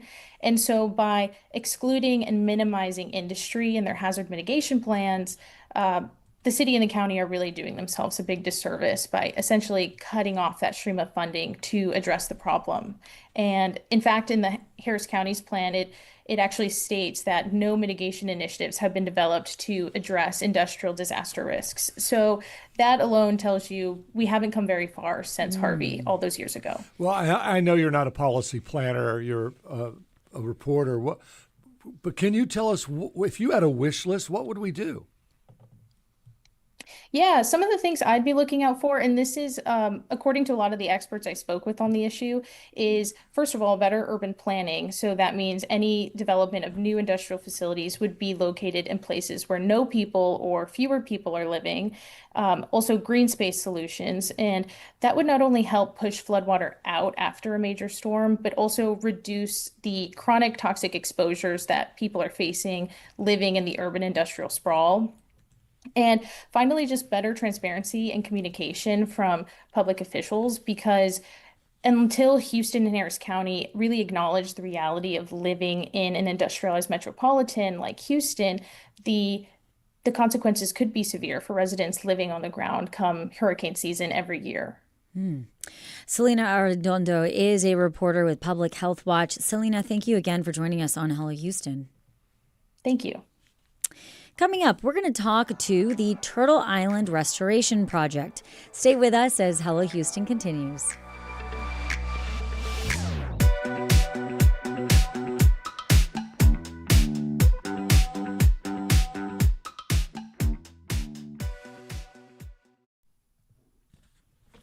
We're coming to you live to tell you, stay shady, Houston. My dad joke moment.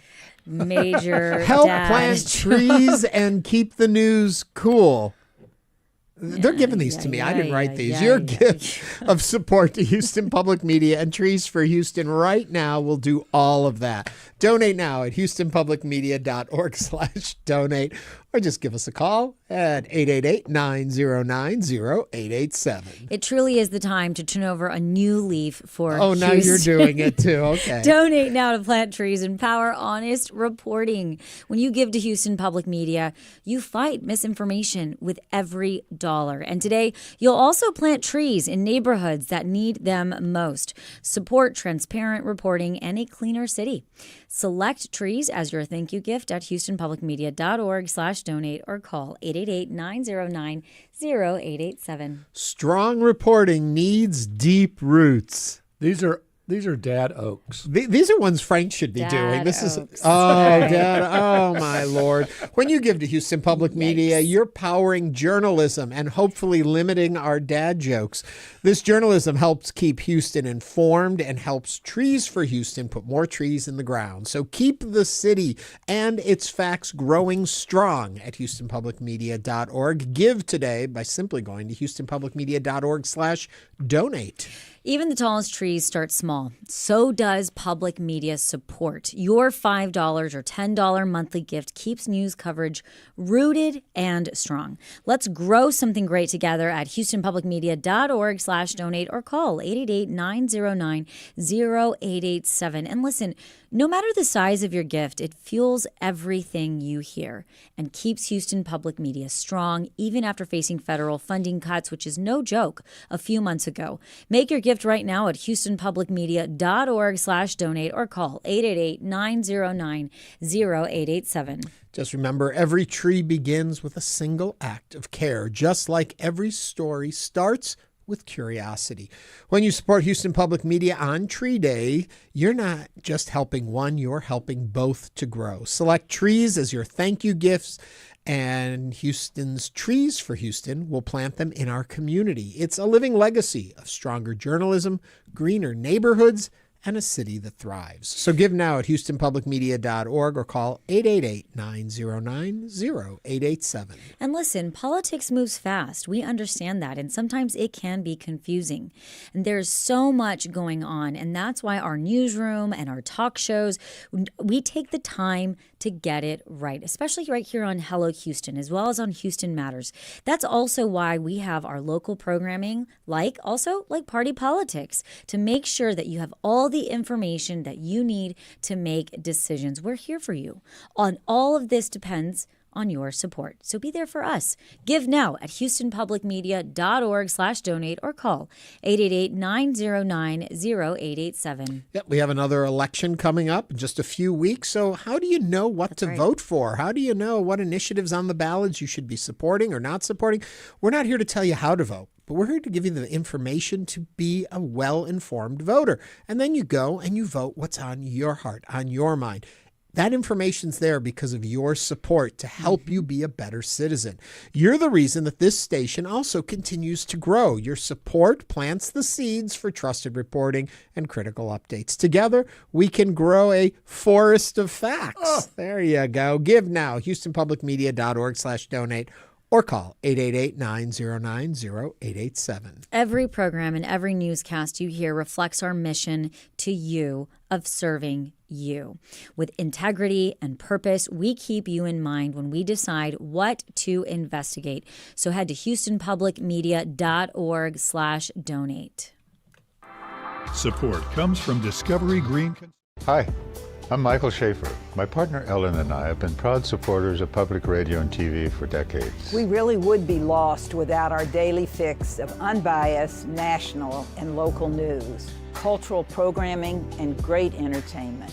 But with recent federal defunding, stations like Houston Public Media face real challenges. Now's the time to step up. Give now at HoustonPublicMedia.org. Thank you. This show informs you, challenges you, or makes you think. Now's the time to give. Make your gift at HoustonPublicMedia.org/donate. Support for Houston Public Media comes from Avenue 360 Health and Wellness, connecting Houston residents with primary care, behavioral health, dental, and pharmacy services. A community health center in multiple neighborhoods. Online at avenue360.org. Support comes from the extended campus at the University of Texas at Austin, helping professionals and organizations upskill, reskill, and stay ahead in an ever-changing work environment. More at extendedcampus.utexas.edu. Support for Houston Public Media comes from Good Reason Houston, working to ensure every child in every Houston neighborhood has access to a strong public school that prepares them for opportunities and a living wage after graduation. More at goodreasonhouston.org. Support comes from J.P. Morgan Chase, committed to investing in the people of Texas and supporting access to resources that help foster community and economic growth. More at jpmorganchase.com/communities/Texas. Support comes from Classical Theater Company, opening their 18th season with Sophocles, iconic Greek play, Electra, and the story of her struggles with grief and thirst for revenge after her father's murder. Through October 18. Tickets at classicaltheater.org. And now back to Hello Houston. To comment on any of today's topics, call 713-440-8870 or email us at talk@hellohouston.org. Now back to Ernie Manous, Celeste Diaz Sherman, and Frank Billingsley. Nearly all sea turtles species are classified as endangered due to human activities such as accidental capture, poaching, as well as habitat destruction. Turtle Island Restoration Network, or TURN, is a non-profit organization committed to protecting marine wildlife and the ocean and watershed habitats we all depend on. In Galveston, the nonprofit has led efforts to help protect the 5 threatened or endangered sea turtle species found in the Gulf through conservation and advocacy. To tell us more about their work in saving sea turtles, please welcome Joanie Steinhaus, Ocean Program Director for Turtle Island Restoration Network. Joanie, welcome to Hello Houston. Good afternoon. Thank you so much for having me. And if you have a question and you would like to join the conversation, you can give us a call or text at 713-440-8870. And I don't want to bury the lead. You're in Galveston, correct? That is correct. We're based in Galveston. Yeah, a lot of people don't realize that Galveston has this fascinating whole network that not only protects turtles, but so many of the island species. They do all kinds of great work to help out. Let's talk about what you're doing lately, Joanie. What have you been doing to save the sea turtle? Excellent. Thank you so much. So we sponsor the Sea Turtle Hotline. It's 866-TURTLE-5. That is the entire Texas coast. And we have 8 organizations that we partner with for the 300 plus miles of our Texas coast. Up on the Texas coast, on the upper Texas coast, it's A&M University, all the way down to South Padre Island, where our friends at Sea Turtle Inc. help us. So this is nesting sea turtles during nesting season, which runs from April through mid-July. We could have undetected nests from hatchlings that are emerging from their nests through October. Also stranded turtles. They might be injured or have some type of health concern, and even deceased turtles. So we ask everyone to please, if you're visiting the Texas coast, remember that Sea Turtle Hotline, 866-TURTLE-5. Put it in your phone and call it, and someone will respond. We get information on the 5 species of sea turtles when we go out and we pick up a stranded, deceased, or nesting turtle. So I did one of those cute little turtle releases, the little babies, in Cabo San Lucas. Do you all do that in Galveston? No, currently any nests on the upper Texas coast are moved to the National Seashore, Padre Island National Seashore, where they're incubated and released. And they do some public releases. You can get on their listserv and they send out a text message and they let you know if there is a nest that will be released. It's very difficult. The nest, the hatchlings, the eggs are incubated for about 60 days. So they can't predict and say, we're going to have a release on an exact date. But if you can follow them on their website, and they do releases, along with Sea Turtle Inc. at South Padre Island, they do public releases as well. Joanie, what season are we at right now in regards to sea turtles? And what should people know when they're on the beach about where we're at right now and where they are? As I said, nesting season just ended. That was in mid-July, and we had a record number of nests. Our state sea turtle is the Kemp's Ridley. It is the critically most endangered sea turtle we have. And we had 449 nests on the Texas coast. It nests primarily in Mexico, but we did have a record-breaking nest on our Texas coast. Right now, we just ask people to be aware. Our green sea turtles are in our bays and in our jetties. They like to eat algae and seagrasses. So if you're an angler and you're out fishing and you accidentally hook a sea turtle, please contact the Sea Turtle Hotline. Many times if an angler hooks a sea turtle, that turtle might have more than one hook in it or might have ingested a hook. So we ask that they have our partners have the opportunity to respond. As we get into the winter season, we'll be looking at cold stunning events. Again, this primarily impacts our green sea turtles. They stay in the bays. When those big northern fronts come through, the bays are shallow. The water temperature drops dramatically very quickly. And our friends, the sea turtles, are reptiles, so their body temperature drops and they go into cold stunning. And if they're not rescued, they're more susceptible to predators and also potentially drowning because they do have lungs like us and need to be able to reach the surface to be able to breathe. Well, I like that you talked about anglers. What can we do? And I know it's as simple as there are a lot of balloon releases that people use they have vigils for others, and those balloons have to go somewhere. They can be very dangerous to sea animals. Plastics. People say cut up your plastics really well before you recycle. Cut those little loopholes. Yeah. What can we do as just everyday people to help the situation? Absolutely. Those are two big things that you just mentioned. Plastics are impacted not just sea turtles, but all marine life and potentially birds. So to make sure your plastics are discarded of properly, if they're able to be recycled, please do recycle them. And then just be aware when you're on the beach that you as an individual could have impact on habitat that is critical for our birds and our sea turtles. We work really hard to educate people on reduction of single-use plastics to keep the plastics out of the environment. If a plastic product is left in the environment, it photodegrades. The sun helps to break it down and it becomes smaller and smaller pieces of plastic. And so marine wildlife is ingesting plastic from large pieces of plastic like water bottles all the way down to macro and microplastics that we might not be able to see, but wildlife in the marine environment or on our beaches might be able to see them. So people just being aware that we have major rivers in Texas.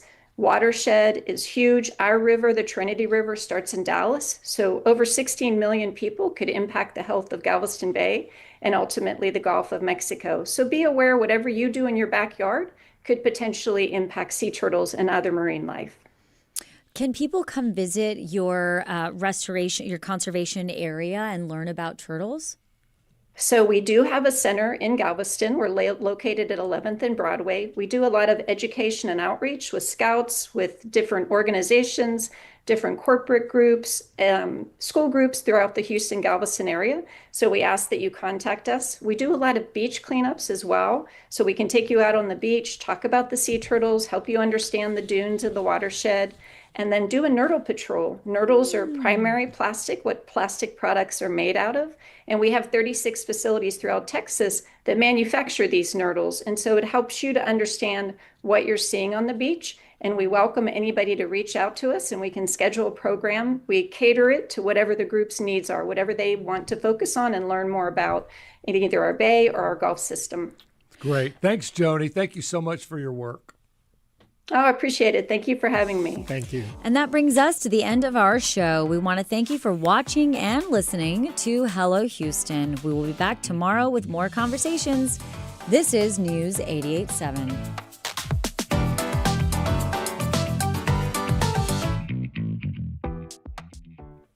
I love that story we just had. You know, every story that we cover, every local show we produce, that's all possible because of you. But we need your support right now. Houston Public Media is now completely community supported. Well, that's different for us, and that's why we're turning to folks like you. Make your gift and support the station you rely on at houstonpublicmedia.org/donate or call us 888-909-0887. Truth matters. Facts matter. And your gift today keeps accurate reporting on the air. And it helps Trees for Houston plant trees across Greater Houston. 2 missions, 1 donation, and you matter. So select trees as your thank you gift at houstonpublicmedia.org/donate or call 888-909-0887. We've been here for a while, so our station has evolved into what Greater Houston and you need from us. Our newsroom is right here on our 3rd floor, digging into the topic and news that you care about. That's why we're here, and we're only here because of you. Please support our mission at houstonpublicmedia.org/donate. Some members give monthly, others give one-time gifts, but they all help fuel Houston Public Media. Your gift in any amount supports the programs and local reporting that keep you informed and connected. It's not about how much you give. It's that you choose to give and support the station you rely on and keep it going strong into the future. Choose an amount that works for you and make your gift right now at houstonpublicmedia.org/donate or call 888-909-0887. Thanks for listening to Hello Houston. Join us every Monday through Friday from 11 a.m. to 1 p.m. to talk all things Houston. The Hello Houston production team includes Garrett Bowman, William Menjivar, Jen Altai, Todd Holslander, and Jim Kovacic. For the latest in local news, subscribe to the Hello Houston daily newsletter at houstonpublicmedia.org. Hello Houston is a production of Houston Public Media. The opinions expressed by the guests of this program are solely their own and do not represent the views of management, staff, or underwriters of Houston Public Media. This is News 88.7.